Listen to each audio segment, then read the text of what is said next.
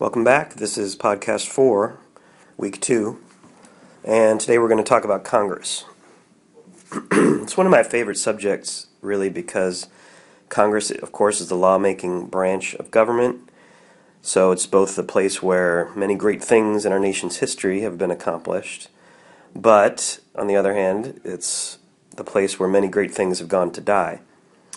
And that's because the framers built this institution in that way. They wanted it to be a slow and ponderous machine for debate that would be protected from the mob rule that they feared so much. Or remember, the Federalist Papers called it factions, meaning a strong and powerful group of people that might force their will into law. So when you add increased polarization, and when I say polarization, I mean how far apart the parties are in ideas and ideology, so we're talking about Democrat and Republican. When you add that polarization to an already slow-moving institution like Congress, you get what we call gridlock. And I'm going to send you a link in the weekly announcement to a news story that shows exactly how this gridlock has gone in the last couple of years. It shows that this Congress that's representing you right now was one of the least productive in history. So as a student, you should be, I'd say, concerned about that and want to know more about it. Well, let's go back to the Constitution, which we talked about last time, because that document spends a lot of time laying out the basic structure of Congress. Interestingly, though, written in there is a clause that allows these bodies to make up their own internal rules. So, again, it's not a detailed document, the Constitution. It leaves a lot open to interpretation. But remember that Congress is part of this great compromise. You had the New Jersey and the Virginia plans that we talked about. And the compromise was to form two houses, one based on population, that's the House, the other based on equal representation of the states, that's the Senate. And the number of representatives has, of course, changed as we grew in population, but right now it's 435 representatives. It's been that way since 1929. But that doesn't mean it always has to be that way, by the way. We can change that at any time. So when you add 100 senators, that's 535 total members of Congress. And those people have to represent a population of more than 314 million. So that's quite a staggering job. And I have to say, it's not always done perfectly. Remember that the representatives are elected every 2 years. That's the members of the House. And they're only on even years, unless it's a special election. While the senators, which is supposed to be that House is supposed to be more deliberative, they have a 6-year term. So they're in there for a longer period of time, 3 House terms. Okay, so how do we decide how many representatives go to each state? Well, the Constitution has this written in there. It sets up a national census, which happens every 10 years. Last one was in 2010. And a census is just a counting of the population. But when we get the new numbers, something called reapportionment happens. It's a mouthful, reapportionment. But it's a term that even the smartest people get wrong most of the time, so let me spend a little time here distinguishing between reapportionment and redistricting. If you learn anything from this class, hopefully it can be to correct somebody who misuses this word. Reapportionment is just the redistribution of the 435 seats every time a census is taken. Remember, the Senate is not worried about population, it's the House. So when the census is taken, some states lose members, other states gain members. Look on the map in your book on page 245. You'll see what I'm talking about. It's a really interesting map because it shows that in 2010 it was very clear what parts of the country won in reapportionment and which ones lost, based on where people had moved during the previous decade. So you look at that map and it shows, with only one exception, Washington State, all the states that gained members of the House are in the South or in the West.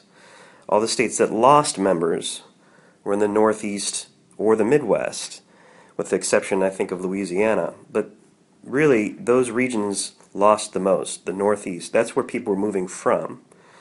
So as people move, the voting power in Congress moves. That's really important to understand. It's a constantly changing landscape. And if the South, for example, is gaining members, well, and it happens to be more conservative than the liberal states in the Northeast, you should expect that the votes in Congress will shift that way too. Okay, so that's reapportionment. Redistricting, this is the one that people get mixed up with. That's just how we draw the lines for each one of those 435 districts.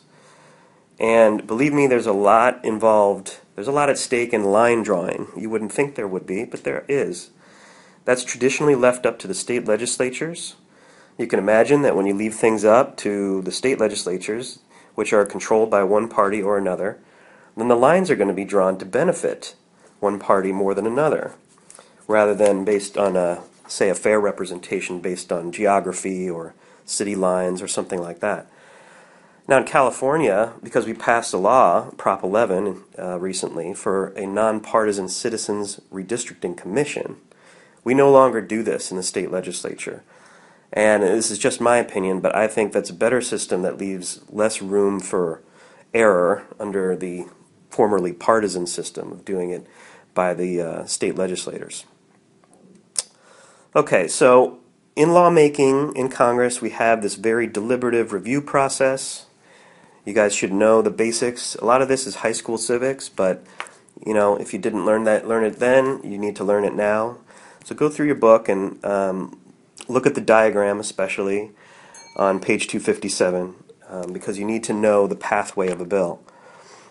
But basically, it starts in the committee system where legislators gather information about the bill. If it passes muster in that system, each committee has to vote on it, has to go past those committees.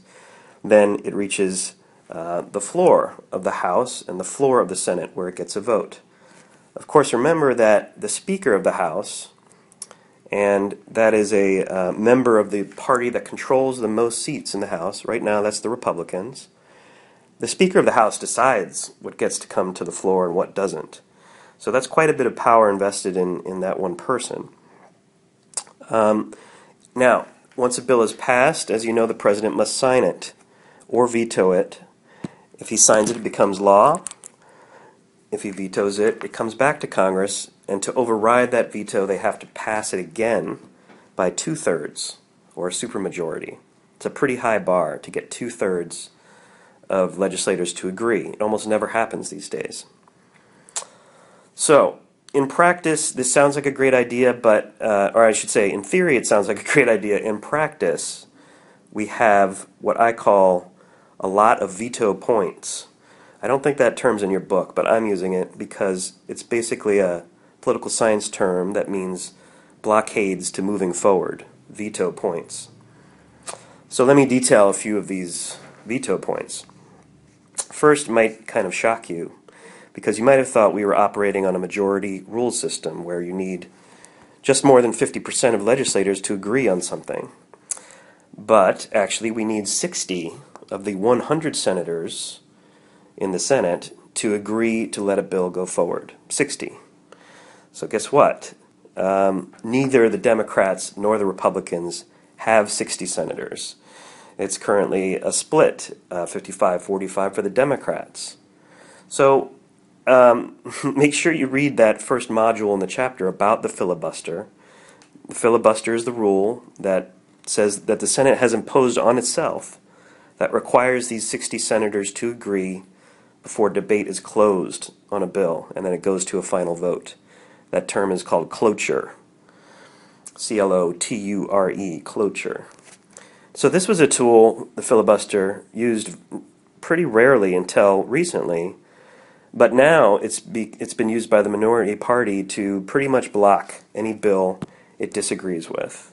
The minority party right now are the Republicans, but it could be the Democrats, depending on what year you're talking about. So, ironically, we are hamstrung by our own fear of rushing in too fast. We don't want the minority party to always get steamrolled on everything, right? We don't want a single political party to sweep through everything it wants. But on the other hand, if a minority of senators can block everything, then virtually nothing gets done. Okay, second blockade is divided government. Divided government versus unified government. I say divided because we have two different political parties that hold power in the presidency and the legislative branches. So today, for instance, we have a Barack Obama. He's a Democrat.